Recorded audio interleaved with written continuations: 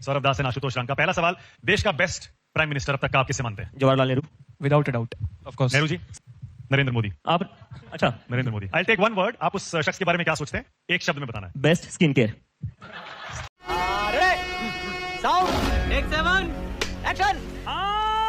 यहां पर ये पहली बार है जंतर मंतर के आंदोलन के बाद कि अभिजीत दिपके, सौरभ दास और आशुतोष रांका एक साथ किसी स्टेज पर आए हैं। तो जोरदार तालियों के साथ स्वागत करिए क्रांतिकारी कॉकरोचेस या फिर द थ्री मस्किटियर्स का। अभिजीत दिप के बीच में है, आशुतोष रांका हैं, सौरभ दास हैं। थ्री मस्किटियर्स ठीक कहा मैंने? चलेगा अभिजीत, चलेगा? बिल्कुल। कोई वोट तो नहीं मांग रहा था। अच्छा, उनका ये कहना है, पुलिस का भी ये कहना है कि जिन लोगों से केसेस वापस नहीं लिए जा रहे हैं वो लोग हैं जिनका क्रिमिनल बैकग्राउंड है। क्या आप उनके केस भी वापस चाहते हैं? नहीं, इसमें तो मेरे दो क्वेश्चन है इसमें कि ये जो क्रिमिनल्स थे, जो गवर्नमेंट बोल रही कि कुछ 2600 क्रिमिनल्स जंतर मंतर आए थे, तो इन 26 क्रिमिनल्स को खुला किसने छोड़ा था? आपको पता था वो क्रिमिनल्स है, तो वो खुला किसने छोड़ा था? तो ये तो फिर पुलिस का फेलियर है, होम मिनिस्टर का फेलियर है, because the police comes under him. और दूसरी चीज, ये 2600 क्रिमिनल्स जंतर मंतर में घुसे कैसे? जिस जंतर मंतर पर सोनम वांगचुक भी जब वॉशरूम जाते थे, उनकी वापस आते हुए चेकिंग होती थी, मेरी चेकिंग होती थी, आशु की होती थी, सौरभ की होती थी। उस जंतर मंतर के अंदर ये क्रिमिनल्स को आने कैसे दिया?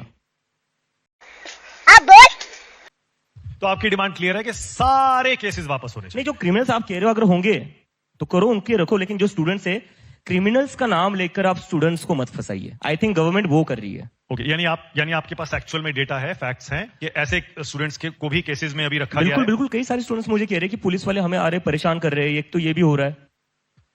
तो अब क्या करेंगे? क्या प्लान, क्या अनाउंस क्या किया है आपने? क्या प्लान है आपका? क्या जंतर मंतर 2.0 करने जा रहे हैं? It will be India Gate 1.0।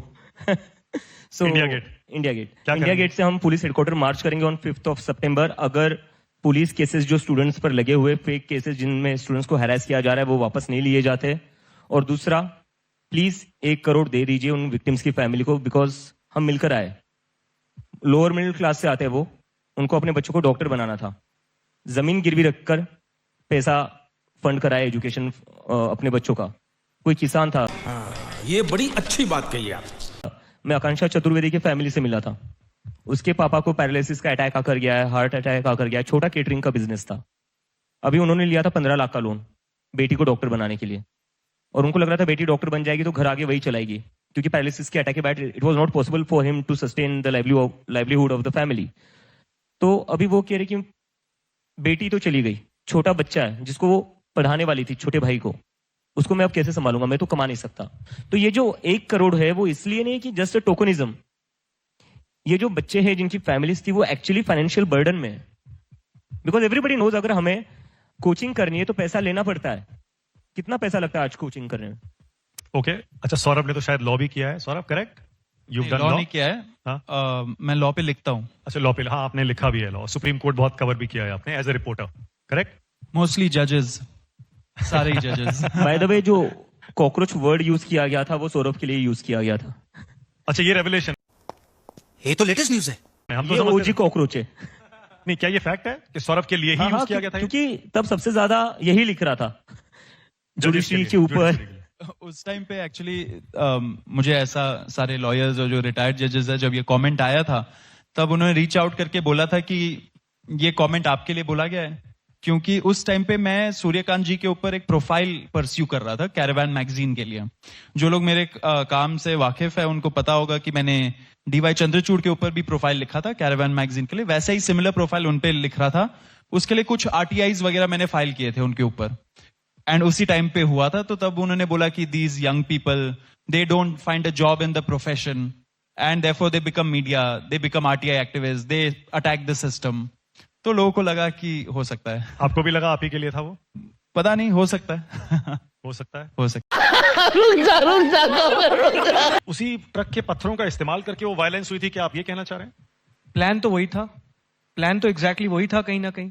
क्योंकि जब हम लोग, मैं और सौरभ, सुबह 20 तारीख को सुबह हमें जब ये बताया गया कि इस तरह का ट्रक पार्क्ड है, तो हमें पुलिस ने बोला कि ये तो एमसीडी का डेब्रिस ट्रक है, ये तो पत्थर कलेक्ट करके लाया था, ये पता नहीं यहां कैसे पहुंच गया।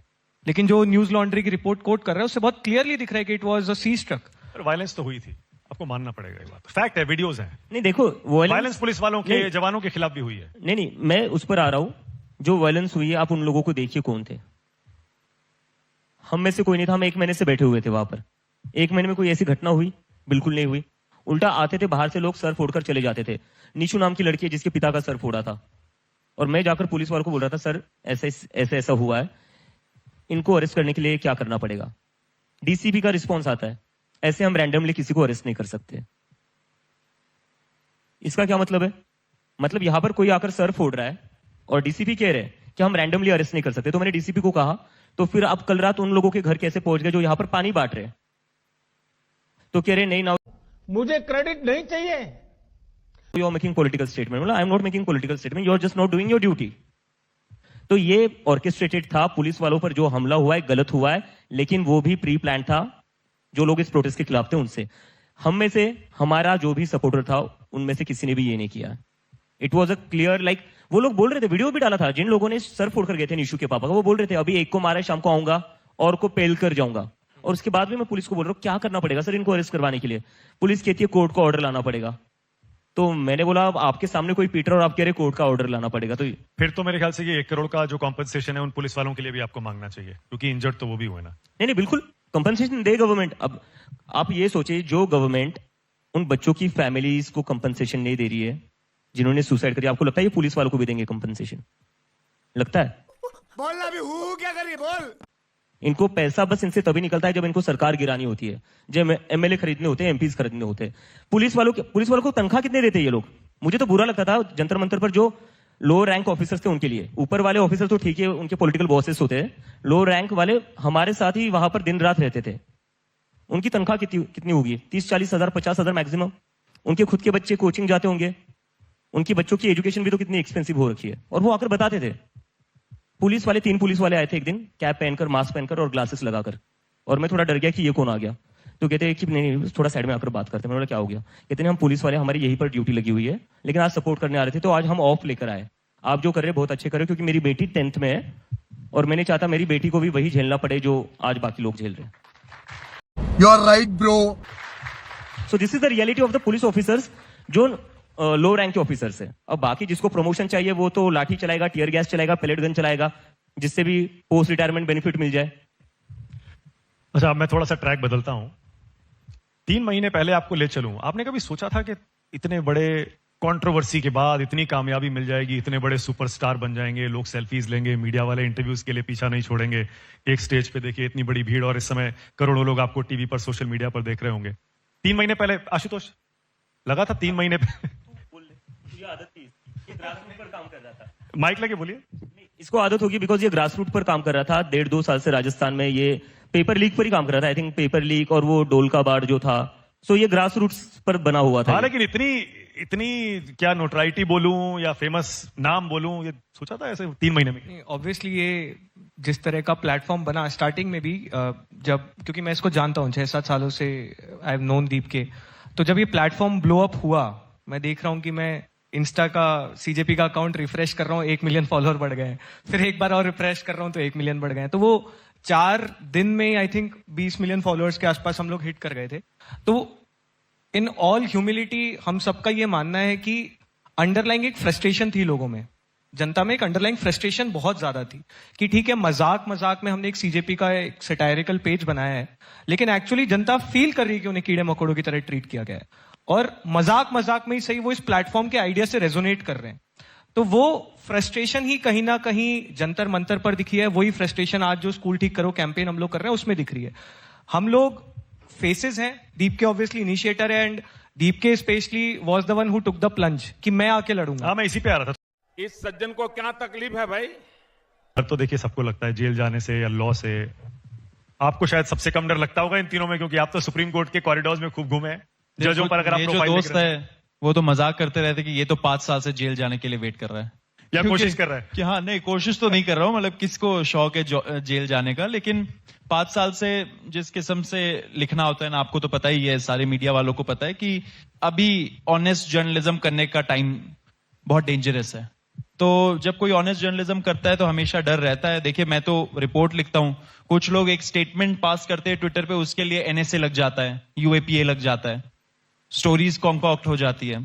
तो लेकिन जब ये मूवमेंट हुआ था ना, एंड जब मैं शामिल हुआ इसमें, एंड जो फर्स्ट प्रोटेस्ट हुआ था 6 जून को, उस टाइम पे मुझे लगा था, तब मुझे जो मेरे डाउट्स थे कि शायद जेल जाना पड़े, वो एकदम खत्म हो गए थे, क्योंकि the kind of unity that we saw at Jantar Mantar and beyond, क्योंकि बहुत सारे लोग दिल्ली नहीं आ पा रहे थे। नहीं, लेकिन देखिए इतनी बड़ी सरकार को हेड ऑन ऐसे लेना, नहीं, जब हेड ऑन इतनी बड़ी गवर्नमेंट जब 65% पॉपुलेशन यूनाइट हो जाए,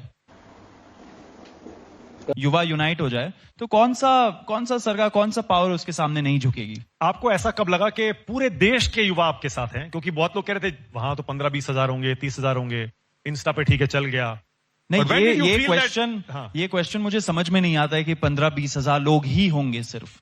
आप क्या चाहते हो कि 2 करोड़ लोग अगर फॉलोइंग है पेज का, तो 2 करोड़ लोग रोड पे उतर आए, फिर तो कौन संभालेगा उनको?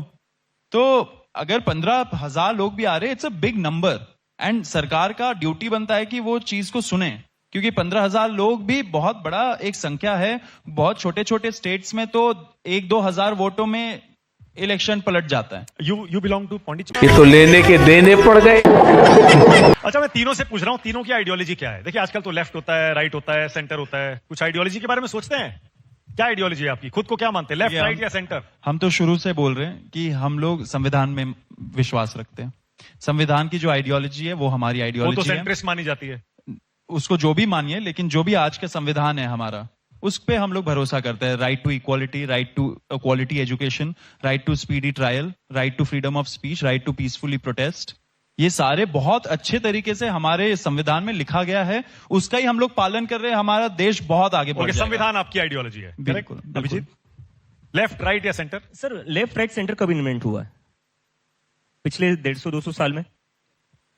उसके पहले क्या है, आप लोगों से आइडियोलॉजी पूछते थे? आई थिंक आइडियोलॉजी जो है वो आपको लिमिट कर देती है इन अ सर्टन वे, और उसकी वजह से हो क्या रहा है, that is giving birth to this cancel culture, जहां पर आप डायलॉग नहीं कर रहे हो, आप हर किसी को कैंसिल कर रहे हो। कौन सा cancel culture? Cancel culture, cancel culture, जहां पर आप लोगों को बस डिसमिस कर देते हो for like they belong to some other. तो आप किसी आइडियोलॉजी में बनना नहीं चाहते? नहीं, मैं कहता हूं कि we are secular, we are democratic, जो वैल्यूज है हमारी वैल्यूज वो है। लेकिन ये आइडियोलॉजी की वजह से हो क्या रहा है, हमारा पोलराइजेशन क्यों इतना एक्सट्रीम हो चुका है? क्योंकि हम झगड़ रहे।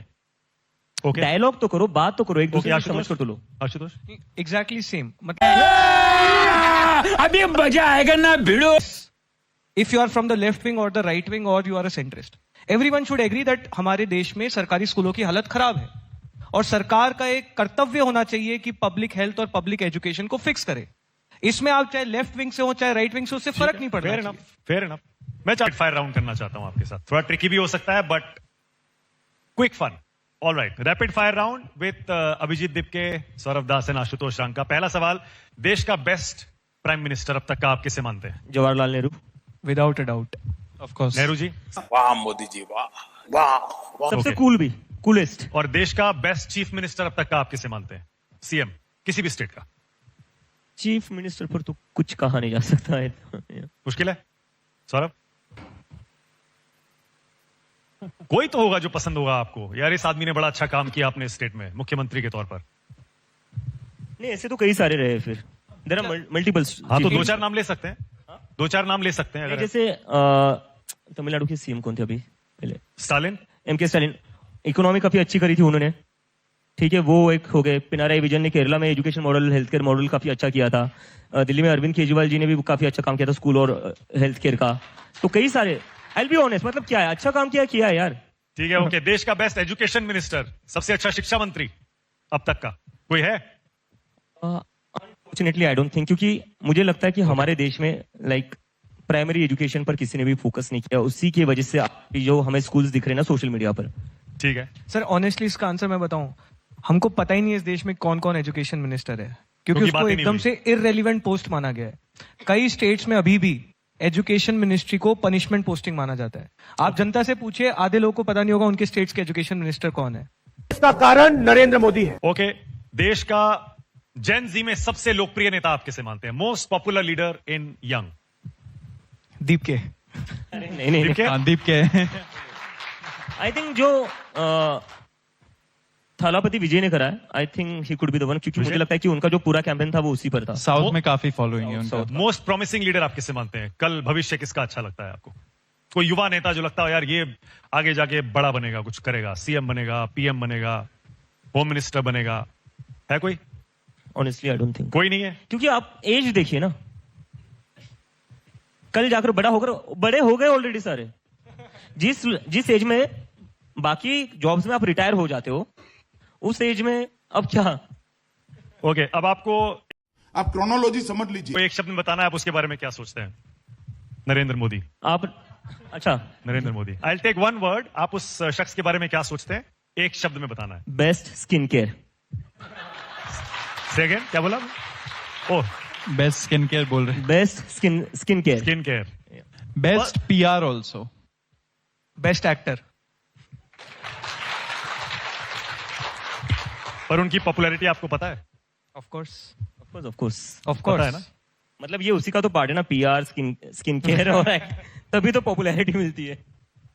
ये तो लेने के देने पड़ गए।